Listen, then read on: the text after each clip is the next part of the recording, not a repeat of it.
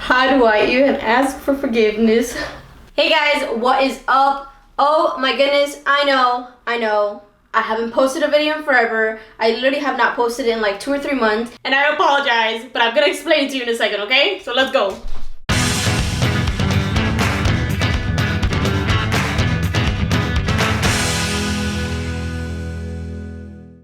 It is true. I've been gone for a couple of months. Not gone out of the city or anything like that. I've just been very busy with school. The last month of my semester was insane because I had a crazy amount of tests and quizzes and finals and papers, and I had so many things to do that I did not prioritize YouTube because school goes first. So that is the reason number one why I haven't posted in a while. Also, I had time to start going back to the gym. So in the mornings, I would go early before school or before work.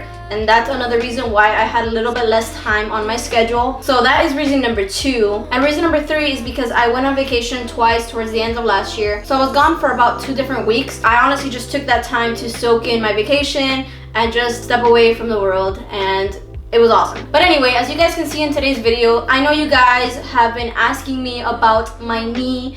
I have been wanting to make this video for a month now because it is my 7th month post-op. However, I want to talk to you about the first 6 months after my surgery. As some of you may have seen in a few videos back, I had an ACL reconstruction surgery with a meniscus tear and a cartilage tear on my knee. I haven't posted much about it since because I have been waiting to make this video so I can update you guys how my first 6 months after my surgery went. I feel like many people post about their surgery when it first happens, but then they don't really update you much on it. So I wanted to share my experience with you guys, but just please keep in mind that this is my story. This is what happened to me after my surgery. It might not be the same for you, especially if you have a different kind of surgery, if you have a different kind of graft. You know, everything will be different for every person. So I'm just gonna break it down month by month. And the first month I'm actually gonna break down in a couple of weeks because that was the most intense for the first few days and weeks after my surgery. So I wanna talk to you about how I felt and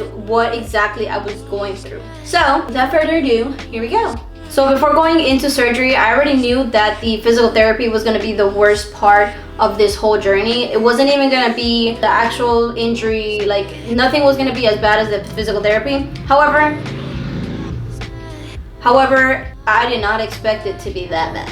Like, woo! So let me rewind a little bit. The surgery that I had was an ACL reconstruction. I also had my meniscus torn, as well as the cartilage behind my kneecap was torn in like the middle. It was kind of like slashed in the middle. But the way that I got my ACL reconstruction was through my patellar graft. It's kind of hard to explain, but essentially what they do is that they replace your ACL with a piece of your patella bone and the ligament that is attached to it, and they use that, they use that as your new ACL, and they like drill it into your bone.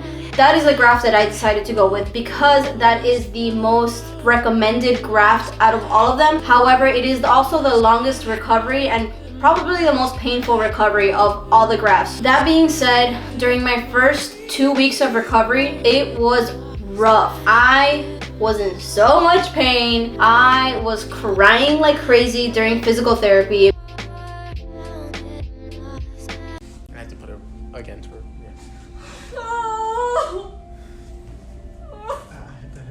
Box breathe.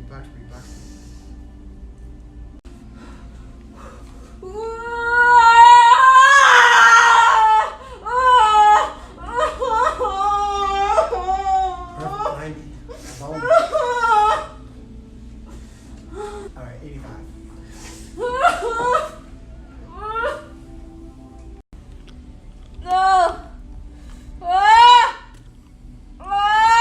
It's a beautiful thing.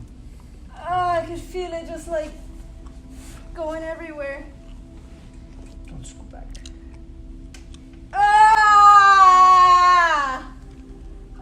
No. I'm gonna get to 90. No. I think I fell on the floor somewhere.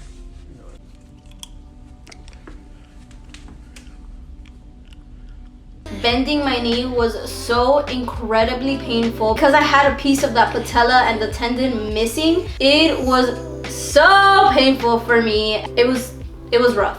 I would go in there with so much anxiety because I knew that I was gonna be in so much pain and I would be crying, and I cried for like the good like first 2 weeks or something. But thankfully I had my physical therapist, Dr. Corey Abadi. I'm so grateful for him because he has been so kind and he has been so good to me, and he's a great physical therapist. I highly recommend him if you're in Miami. So apart from the physical pain the first couple of weeks, it was also very mentally hard because I couldn't do anything on my own. I had the crutches for the first 2 weeks, and it was hard not being able to grab everything for myself. You know, even taking a shower was really hard. Thankfully, I was off of my crutches after 12 days, which is actually a very short amount of time. Most people are on their crutches for at least like a month from what I understood, but I was determined to get off of those crutches as soon as possible because I knew that as soon as I was off them, I was able to start grabbing things for myself, where I was just able to walk without needing assistance. Another thing that I didn't particularly expect was to not sleep for the first 2 months. I'm the type of person who sleeps facing down, so facing up to sleep was like impossible. Towards the second month, I finally was able to sleep a full night. Before that, every night I would be waking up every 2 to 3 hours, if that, because I was either in a lot of pain or I was just very uncomfortable. So I had a hard time with that. So towards the third month, the doctor actually cleared me to start running,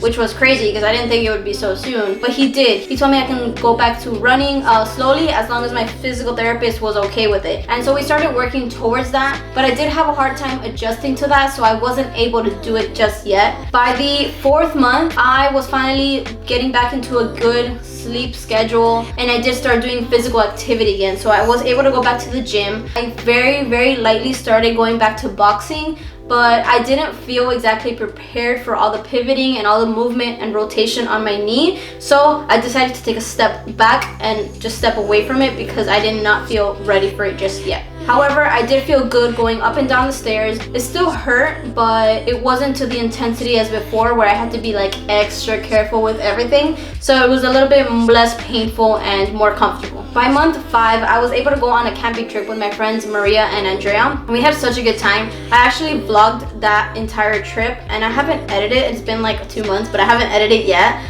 But I do have it for you guys if you do want to see it. Let me know in the comments if you want to see that video. It's actually kind of cool and pretty funny, to be honest. But anyway, I was able to do a 5-mile hike, which is like, it was so amazing. Like, I was so excited to be outdoors in the mountains, and I couldn't believe that my knee could handle so much. And it was uphill for half of it, and the other half was back down. And I was surprised at how well my knee reacted to it. It did get a little bit swollen because obviously it had way more activity than it usually does. However, I thought I did pretty good for only being 5 months post-surgery. So that was super exciting. I love being outdoors. I love getting the fresh air. That was a really big accomplishment, and I thought it was funny because I did a 5-mile hike in my 5-month mark, and it was awesome. By month 6, I was cleared to pretty much go back into boxing fully again. So I decided to dip my toes in the water again and start going back into it.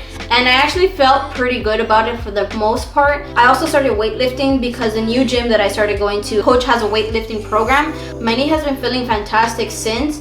However, I did have a minor injury on my other knee, so I haven't been back in like a little bit over a month. And to be honest with you guys, I think I'm deciding on not going back to martial arts just because it is taking a toll on my body. I have gotten at least 4 or 5 different injuries from it, and it is a combat sport, obviously. But I'm only 24 years old and I act like I'm an 80-year-old woman with my knees hurting, my back hurting, my arms hurt, everything hurts. So I really think it's time for me to take a step down from this sport and find something new. So right now I'm actually at my 7-month mark and I still feel fantastic and I feel pretty good, I'm not gonna lie. So I really hope this video helps you guys out because I know a lot of people watching this either have gone through an ACL surgery, are going to have one, or are currently through a post-surgery and they want to know what to expect or what's coming, or they just want to see other people's experiences. Like I said, my experience is my personal one. It is not going to be the same for everybody. Everybody reacts differently. Some people are more pain tolerant. I am not pain tolerant. So this is just my experience, but